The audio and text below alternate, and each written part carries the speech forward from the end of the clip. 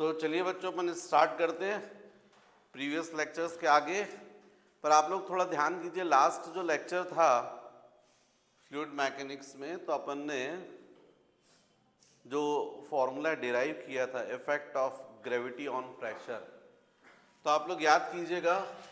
यदि मान लीजिए इस तरीके से कंटेनर है और इसमें यदि मान लीजिए यहाँ पर प्रेशर है P1, तो फिर आपने इस डेप्थ पर H1 डेप्थ पर यदि यहाँ पर मैं प्रेशर बोलूँ, यदि यहाँ प्रेशर P है और H1 डेप्थ पर प्रेशर सपोज P1, फिर यहाँ पर बात करें प्रेशर सपोज P2, जबकि इस लेयर की डेप्थ कितनी है सपोज H2। फिर यहाँ पर देखें आप, यहाँ प्रेशर मान लीजिए P3 और इस लेयर की डेप्थ मान लीजिए H3, और बॉटम के लिए अपन बात कर लें यहाँ पर तो सपोज P4 और इसकी टॉप सरफेस से डेप्थ जो है वो H4। तो आपको क्लियर समझ में आ रहा है कि यहाँ पर ऊपर एयर की वजह से एटमॉस्फेरिक प्रेशर होता है, इसको मैं P बोल रहा हूँ। तो P1 इज इक्वल टू कितना होगा, तो आपको समझ में आ रहा है P plus H into D into G. ये अपन ने डिराइव किया था लास्ट क्लास में। P1 इज इक्वल टू क्या आया था, P plus H into D into G. यहाँ H की जगह क्या आ जाएगा, H1 आ जाएगा, क्योंकि H1 डेप्थ है ना। तो मान लीजिए, चलिए ठीक है, तो आपको मान लीजिए ये, चलिए अभी फिलहाल ये जो टॉप सरफेस पर प्रेशर उसको अपन निगलेक्ट कर देते हैं, जीरो। तो इसका मतलब यहां से H1 डेप्थ पर कितना है, H1 into D into G. यदि आप उसको इग्नोर नहीं करते, P लेते, तो आप ट्रांसफर करते तो ऐसा जाता, तो फिर इसको प्रेशर डिफरेंस बोल देते टॉप सरफेस और फर्स्ट लेयर के बीच में, H1 into D into G. तो आपको क्लियर समझ में आ रहा है कि ये जो प्रेशर डिफरेंस है वो डायरेक्टली प्रोपोर्शनल टू H हो रहा है। जितनी डेप्थ आप इंक्रीज करते जाएंगे तो प्रेशर डिफरेंस भी इंक्रीज होता जाएगा, और यहां पर जितने पॉइंट्स होंगे ये सब H1 डेप्थ पर, तो सब पर प्रेशर कैसा होगा, सेम होगा। कितना होगा, P1 P1 P1, और P1 की वैल्यू कितनी होगी, तो P plus H1 into D into G. मतलब इससे कंक्लूजन निकलता है कि कभी भी क्लोज कंटेनर में यदि आप लिक्विड लेते हैं और उसके डिफरेंट लेयर्स होती हैं, तो एक हॉरिजेंटल लेयर पर जितने पॉइंट्स होते हैं सब पर प्रेशर कैसा होता है, सेम। कभी भी लिक्विड में सेम लेवल पर प्रेशर कैसा होता है, सेम। यदि अपन P2 की बात करेंगे तो P2 इज इक्वल टू कितना होगा, P टॉप सरफेस पर plus H2 into D into G, H2 into D into G. यदि प्रेशर डिफरेंस की बात करोगे तो आपको समझ में आ रहा है it is directly proportional to depth. जितना डेप्थ इंक्रीज होती जाएगी उतना प्रेशर क्या होता जाएगा, बढ़ता जाएगा, इंक्रीज होता जाएगा। तो नेक्स्ट जो मुझे टॉपिक अब आपको बताना चाहिए वो है hydrostatic paradox. Hydrostatic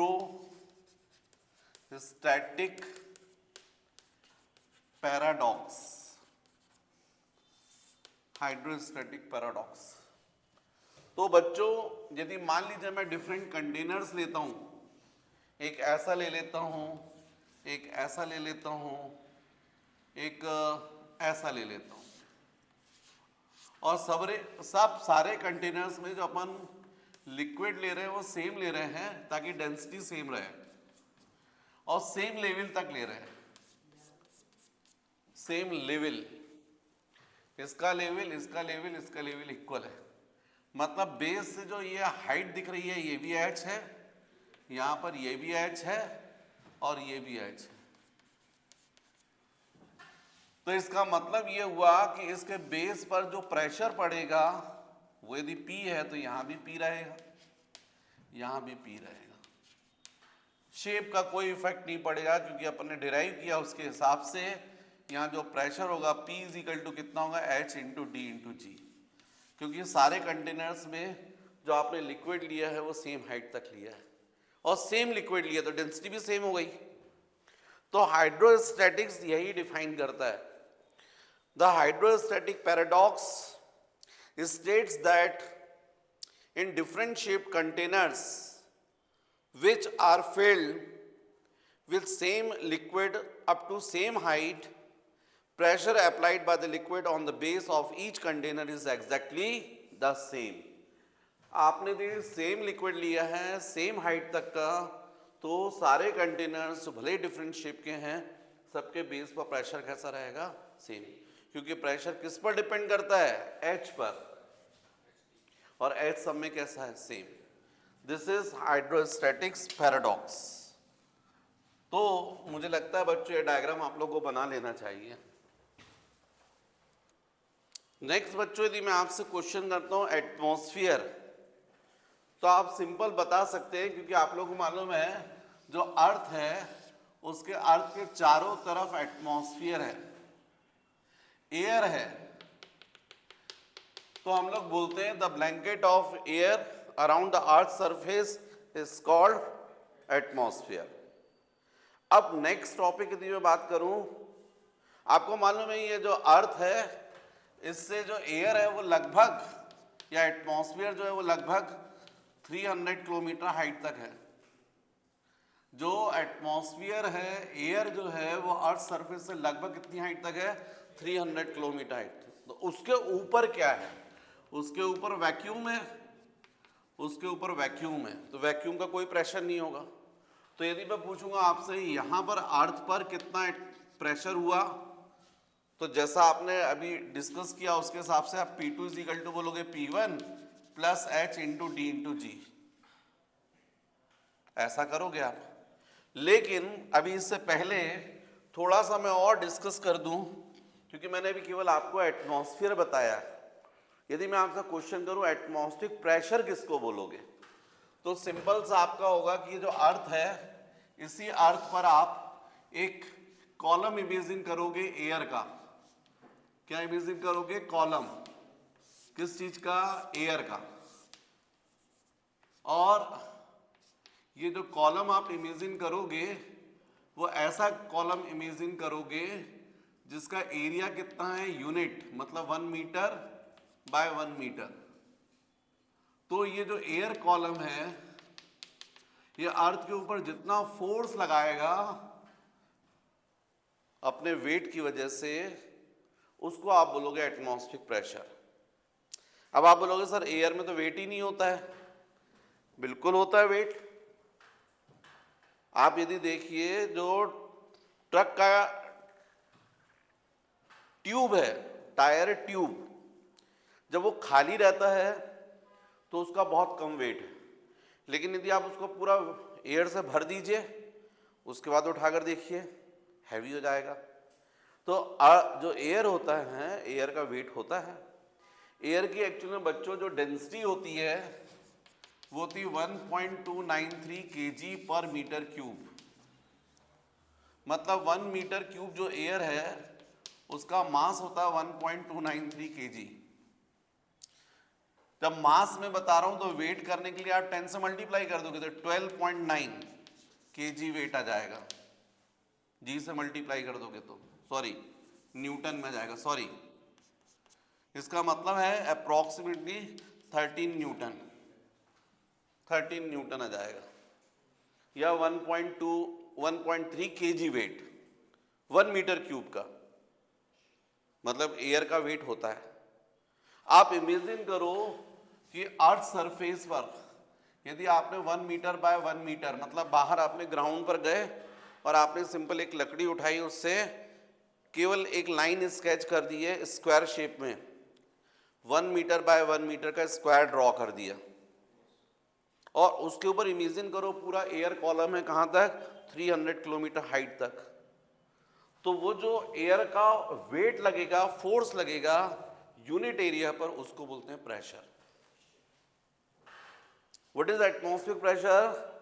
the force और thrust exerted by atmosphere on per unit area of the earth's surface is called atmospheric pressure. और बच्चों ये एटमॉस्फेरिक प्रेशर की जो वैल्यू होती है वो होती 1.103 इंटू 10⁵ न्यूटन पर मीटर स्क्वायर. 1.013 इंटू 10⁵ न्यूटन पर मीटर स्क्वायर. इतना एक्चुअली में एटमॉस्फेयर जो है अर्थ के यूनिट एरिया पे क्या लगा रहा है, फोर्स, प्रेशर। मैंने एक्चुअली में बोला सही था, यूनिट एरिया पर इतना फोर्स लगा रहा है, क्योंकि मैं पर मीटर स्क्वायर बता रहा हूँ ना, तो 1 मीटर स्क्वायर एरिया जो है उस पर कितना फोर्स लग रहा है, 1.013 इंटू 10⁵ न्यूटन, इतना फोर्स लग रहा है, इतना फोर्स लगता है। यदि आप इसको केजी वेट में कन्वर्ट करेंगे तो ये जाएगा 1 metre square is equal to, इसको 1 मान लीजिए, तो 10⁵ इंटू 10 न्यूटन, और सबको पता है approximately 10 newton is equal to 1 KG weight, तो ये 1 केजी वेट, तो केजी वेट हो जाएगा, मतलब ये कितना आ रहा है, 10,000 केजी वेट। कितना आ रहा है बच्चों, ये 10,000 केजी वेट। हम लोग का जो एवरेज एरिया होता है बॉडी का, पूरा ये जो कपड़े, पूरा सरफेस एवरेज, क्योंकि कोई मोटा है कोई पतला है, एवरेज वो एरिया होता है 1.5 मीटर स्क्वायर। तो जब 1 मीटर स्क्वायर पर इतना वेट लग रहा है, फोर्स लग रहा है, तो 1.5 मीटर स्क्वायर पर कितना फोर्स लगेगा, 1 मीटर स्क्वायर पर इतना, तो 1.5 पर मल्टीप्लाई कर दो, 1.5 इंटू 10,000 केजी वेट। इसको सॉल्व करोगे तो जाएगा 1500, क्योंकि 10,000 था ना, ये किया जाए 15,000 केजी वेट, 15,000 केजी वेट, इतना फोर्स लग रहा है। मतलब मैं भी आपसे लोगों से क्वेश्चन करूं कि बताओ बच्चों कितना वजन उठा सकते हो, तो मुझे मालूम है कुछ स्टूडेंट बोलेंगे सर मैं 20 केजी वेट उठा लूंगा, कोई बोलेगा मैं 50 केजी उठा लूंगा, कोई बोलेगा 100 केजी वेट। अरे ये सब आप एक्स्ट्रा उठा रहे हो भाई, इतना तो आप उठा ही रहे हो। एयर जो है आपको ऐसा दबा रही है चारों तरफ से, ऐसा ऐसा ऐसा फोर्स लगा रही है चारों तरफ से, बिल्कुल जम से। कितना फोर्स लगा रही है, 15,000 केजी वेट इनवर्ट्स दबा रही है आपको। इतना फोर्स तो आप मजे से हंसते हंसते बेयर करते हो यार। और बाकी जो आप बता रहे हो कि 100 केजी वेट उठा लेंगे, वो एक्स्ट्रा है। इतना तो नॉर्मल आप भी उठा रहे हो, लड़कियां सब इतना तो आराम से सब लोग हंसते हो और बढ़िया मजे से चलते फिरते मुस्कुराते नॉर्मल उठा रहे।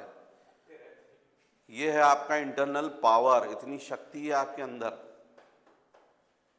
एयर आपको अंदर दबा रही है, आपका ब्लड प्रेशर आउटवर्ड,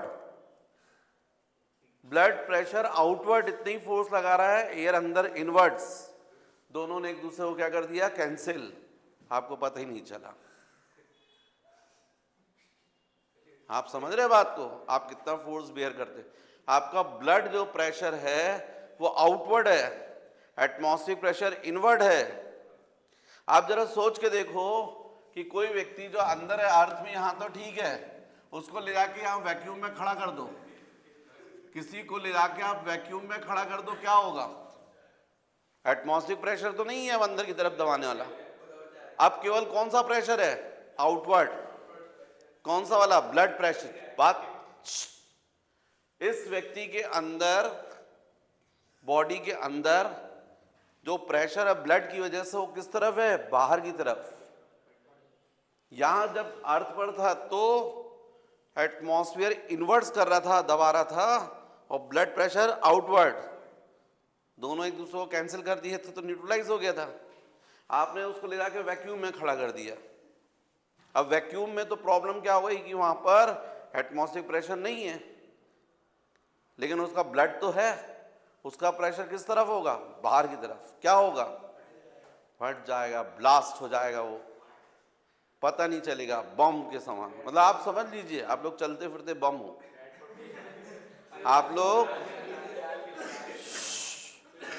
आप लोग समझ जाइए, आप लोग अपनी इंटरनल ताकत को पहचानिए। आप सब कोई एक चलते फिरते बम हो, इतनी ताकत है आपके अंदर।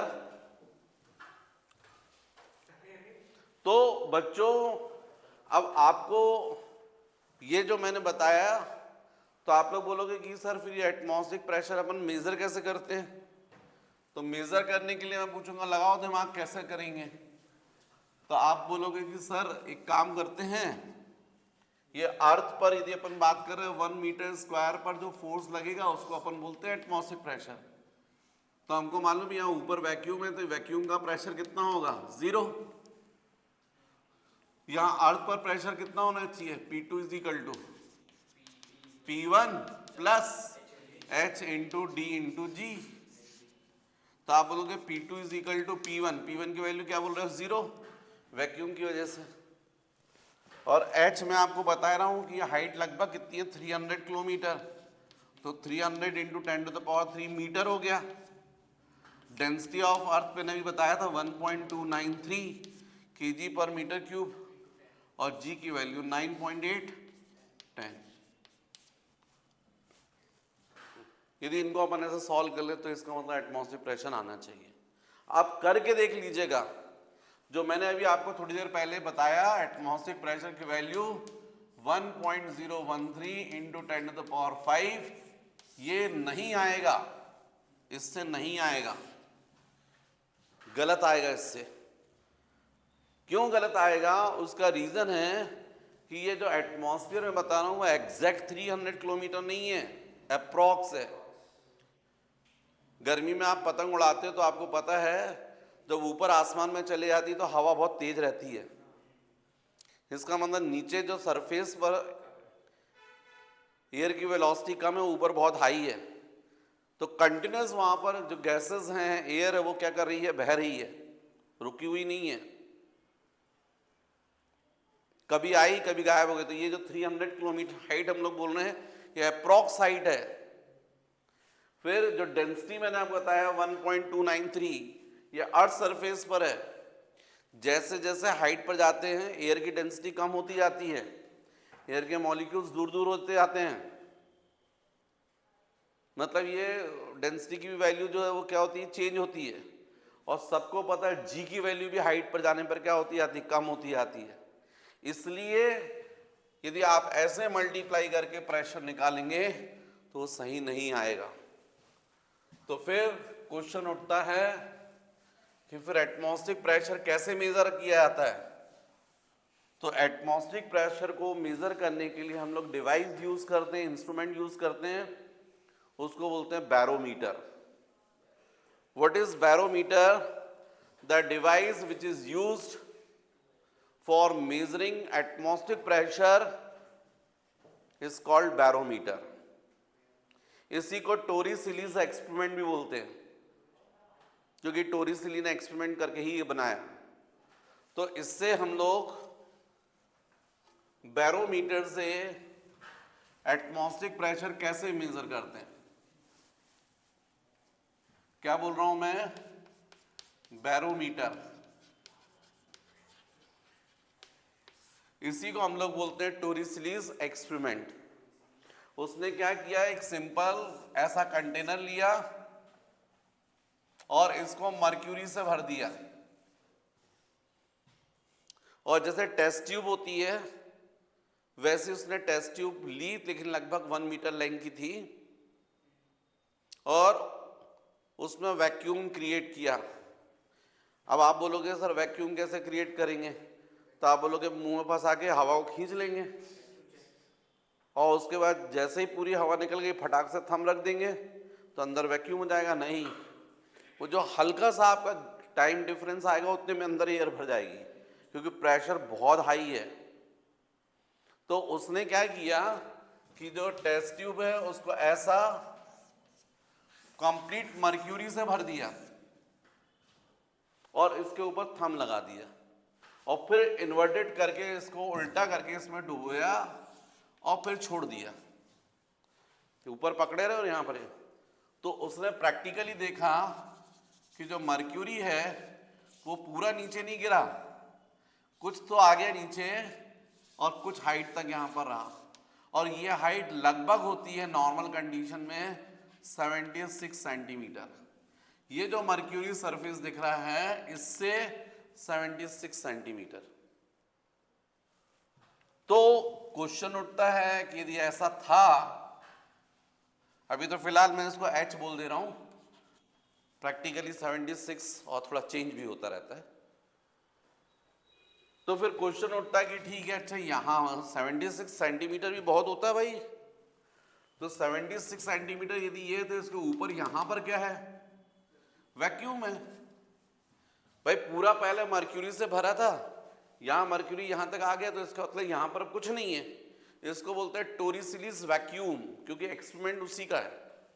तो टोरिसिलिस वैक्यूम बोलते हैं इसको, टोरिसिलिस वैक्यूम,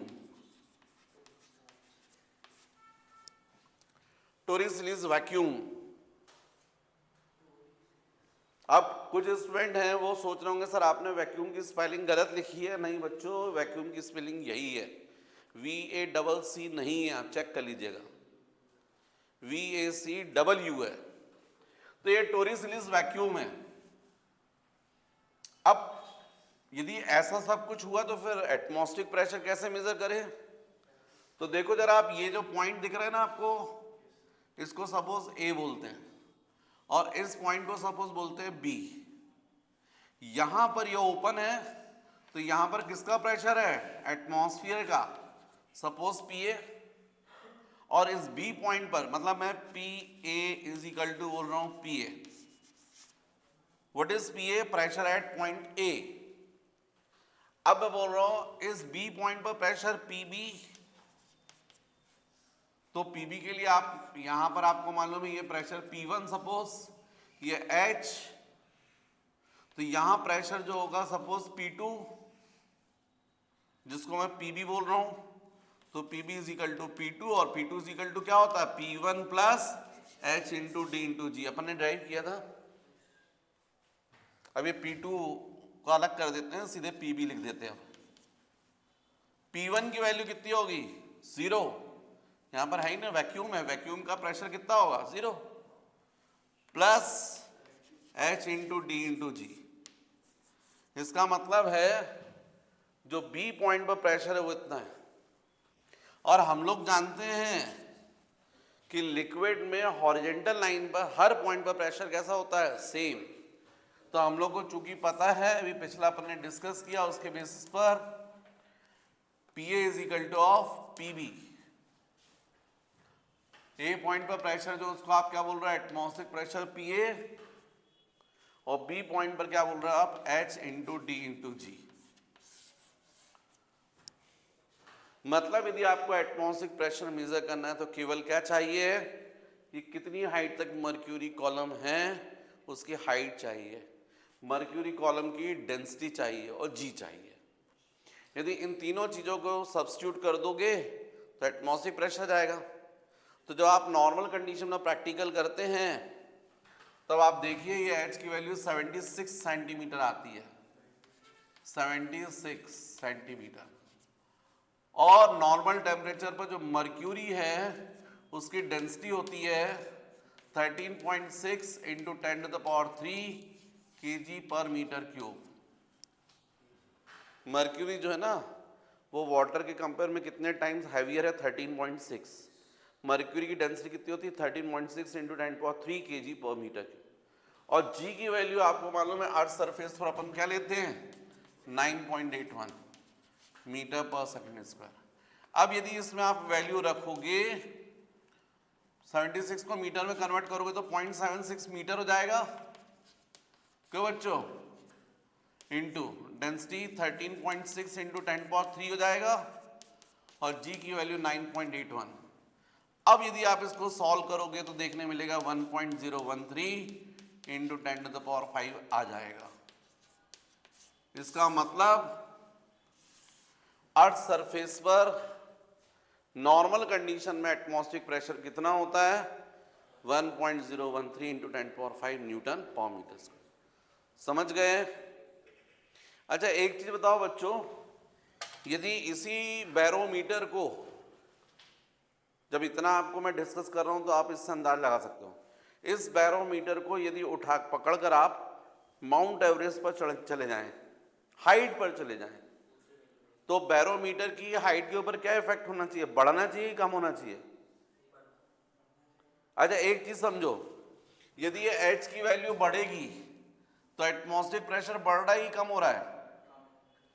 यदि मान लीजिए एटमॉस्फेरिक प्रेशर ज्यादा है, एटमॉस्फेरिक प्रेशर ज्यादा है, तो ये मर्क्यूरी कॉलम के अंदर हाइट बढ़ेगी कि कम होगी? बढ़ेगी। भाई सिंपल सी बात है, ये किस पर डिपेंड कर रहा है? एच पर।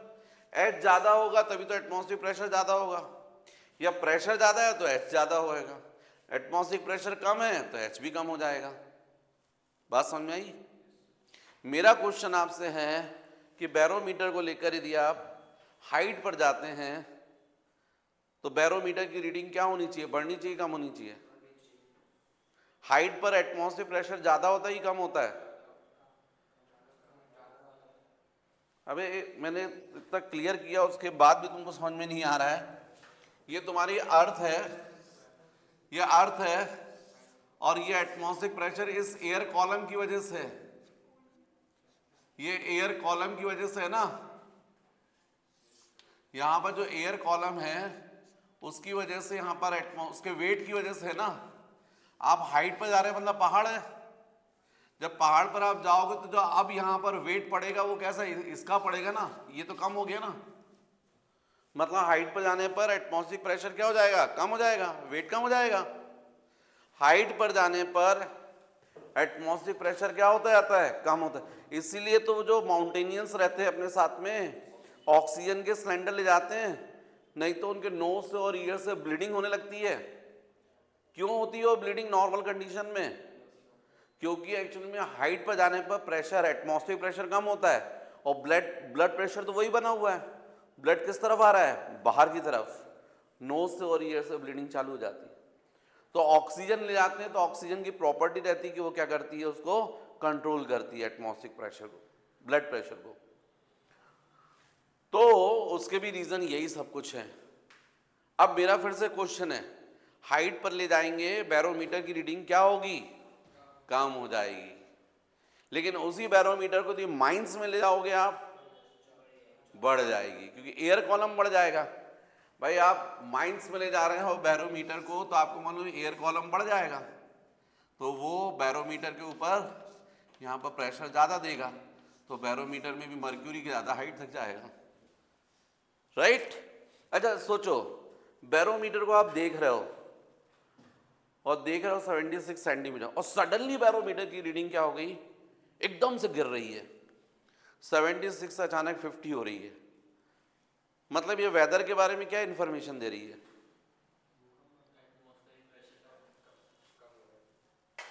इसका मतलब है जिस जगह पर वो बैरोमीटर रखा हुआ वहां पर क्या आने वाला है? तूफान आ रहा है, स्टॉर्म आने वाला है वहां पर। एक चीज बताओ मुझे, वेल है, कुआं, कुएं में मान लीजिए आपने एक बाल्टी डाली रस्सी से बांधकर, वो बाल्टी कुएं में वाटर सरफेस के नीचे चली गई, ऊपर आप रस्सी पकड़े हुए हैं, पूरी लबालब पानी से भर गई। उसके बाद आपने बाल्टी को खींचना स्टार्ट किया, तो जैसे ही वो बाल्टी भरकर ठीक वाटर सरफेस के बाहर निकलेगी, उस कुएं में उतनी जगह पर वाटर का गड्ढा बन जाएगा, क्योंकि बाल्टी ने पानी भर के निकल रही ना। पर वो गड्ढा कितनी देर के लिए बनेगा? बहुत शॉर्ट टाइम के लिए। क्योंकि क्या हुआ वहां पर, बाल्टी ने जो है, जो वेल था, कुआं था, उसमें से पानी पूरा भर लिया, और जैसे ही आपने इसको बाहर खींचा तो इतना पानी जो था वो बाल्टी लेकर बाहर निकल गई। क्यों भाई? तो यहाँ पानी का क्या बनना चाहिए? गड्ढा बनना चाहिए। लेकिन ये गड्ढा कितनी देर के लिए रहता? बहुत शॉर्ट टाइम के लिए। ये साइड से जितना वाटर है वो तुरंत जाकर उसको क्या करता है? भर देता है। फ्लूइड की प्रॉपर्टी है, लिक्विड की प्रॉपर्टी है, एयर की ये प्रॉपर्टी है कि यदि एयर वहां से गायब हुई या लिक्विड गायब हुआ तो सराउंडिंग जो लिक्विड होगा या एयर, वो तुरंत फ्लो करके उसको भरेगी। आप जब बैरोमीटर देख रहे हो और आपको दिख रहा है कि बैरोमीटर की रीडिंग सडनली फॉल कर रही है, तो वो ये शो कर रही है कि उस जगह पर एयर कॉलम, एयर क्या हो गई? कम हो गई। एच की वैल्यू क्या हो गई? कम। एयर वहां से क्या हो गई? गायब हो गई। जब वहां पर एयर गायब हो गई तो चारों तरफ की जो एयर है, सराउंडिंग एयर, वो तेजी के साथ आएगी, उस जगह को भरेगी, एयर को भरेगी। जब तेजी के साथ एयर आएगी तो उसको क्या बोलोगे आप? स्टॉर्म बोलोगे। समझ में आ रही बात? तो यदि बैरोमीटर की रीडिंग सडनली फॉल करती है तो वो किसके बारे में इंफॉर्मेशन देती है? स्टॉर्म के बारे में, आंधी तूफान के बारे में बताती है। ये क्वेश्चंस बनते हैं आपके, ठीक है। नेक्स्ट बच्चों आपका टॉपिक है मैनोमीटर। मैनोमीटर, ये जो मैनोमीटर है, manometer is the device used to measure pressure. और इसी पर बेस एक्चुअली फॉर एग्जांपल आप लोगों ने देखा होगा स्फिग्नोमीटर जो होता है ब्लड बीपी मेजर करने के लिए, वो इसी कॉन्सेप्ट पर वर्क करता है। उसमें आपने देखा होगा, चलिए पहले समझाता हूँ इसको तो आपको बात समझ में जाएगी। तो स्फिग्नोमीटर भी इसी कॉन्सेप्ट पर वर्क करता है। अब मान लीजिए अभी फिलहाल के लिए ये कोई बल्ब है जिसके अंदर गैस भरी हुई है, सिस्टम बोल रहे हैं हम, और इसका प्रेशर यहाँ पर है और आपको इसका प्रेशर कितना है वो मेजर करना है। तो मैनोमीटर की हेल्प से यदि आप समझें तो आपको मालूम है यदि हम इसके अंदर यहाँ पर मर्क्यूरी भर देते हैं, मर्क्यूरी रहता है, तो इस प्रेशर की वजह से मर्क्यूरी जो है उसकी ये पोजीशन बनती है। तो ये हमको मान लीजिए ए पॉइंट है और ये मान लीजिए बी पॉइंट है। तो आपको अपनी थ्योरी से क्लियर है कि हमेशा लिक्विड में हॉरिजॉन्टल लेवल पर प्रेशर कैसा रहता है? सेम। मतलब P A is equal to क्या कहोगे? P B. लेकिन आपको पी बी तो पता ही है, P B is equal to इस पॉइंट पर प्रेशर कितना हुआ? Atmospheric pressure P A plus H into D into G. यदि इस वैल्यू को यहां पर रख दें तो P A is equal to आ जाएगा P A plus H into D into G. मतलब यदि आपको एटमॉस्फेरिक प्रेशर की वैल्यू पता हो और ये कितना हाइट पर है, इस लेवल से कितनी ज़्यादा हाइट पर है, एच पता हो, डेंसिटी पता हो, जी, तो आप निकाल लेंगे इस पॉइंट पर प्रेशर कितना होगा। यदि हम पी ए को ट्रांसफर कर दें तो P A minus P A is equal to जाएगा H into D into G. इसको बोलते हैं बच्चों गेज प्रेशर। क्या बोलते हैं इसको? Gauge pressure. P A minus P A is equal to, मतलब pressure at point A minus atmospheric pressure is equal to, इसको बोलते हैं गेज प्रेशर। इसका मतलब gauge pressure is equal to जाएगा H into D into G. Gauge pressure is equal to हो जाएगा H into D into G. मतलब आपको केवल ये हाइट मेजर करना है। अब आप थोड़ा सा देखिए, इमेजिन कीजिए, जो आपका स्फिग्नोमीटर होता है उसमें डॉक्टर क्या करता है? एक पट्टा होता है, वो आपके हाथ पर ऐसा बांध देते हैं और उसमें पंप से एयर भरते हैं और उसको रिलीज करते हैं। तो इसी तरीके की कंडीशन बनती है। आप देखिए जो उनके पास में एक वो हॉरिजॉन्टल ऐसा वो रहता है, उसमें मर्क्यूरी जो रहता है वो ऐसा ऊपर तक चला जाता है और फिर वो डिफरेंस है, वो रीडिंग उस पर डायरेक्ट स्केल बनी रहती है, उससे सीधे उनको एटमॉस्फेरिक प्रेशर पता चल जाता है। तो इस तरीके से हम लोग मैनोमीटर की हेल्प से किसी भी सिस्टम का प्रेशर जो है वो मेजर कर सकते हैं। जल्दी से कॉपी कर लीजिए। नेक्स्ट बच्चों आपकी नेक्स्ट डेफिनेशन है सरफेस टेंशन। सरफेस टेंशन, ये सरफेस टेंशन जो है बच्चों इसको एस और टी दोनों से रिप्रेजेंट करते हैं। एस और टी दोनों से रिप्रेजेंट करते हैं। जनरल डेफिनेशन ये है, the property of a liquid by virtue of which it acquire the minimum possible surface area is called surface tension. मतलब लिक्विड की वो प्रॉपर्टी जिसकी वजह से वो अपना सरफेस एरिया मिनिमम रखने की टेंडेंसी रखता है, उसको आप बोलते हैं सरफेस टेंशन। आप लोग देखिएगा, कभी भी आप देखिए लिक्विड ड्रॉप्स जो होती है वो स्फेरिकल होती है, क्यूब शेप में नहीं होती, क्यूबाइड शेप में नहीं होती है। आपको हमेशा ड्रॉप स्फेरिकल शेप में दिखेंगी। और आप सबको पता है जो स्फीयर है उसका सरफेस एरिया कंपैरेटिवली कैसा रहता है? मिनिमम रहता है बाकी दूसरी शेप से। इसके अलावा और ढेर सारे एग्जांपल्स हैं जिनके बेसिस पर आप सरफेस टेंशन समझ सकते हैं।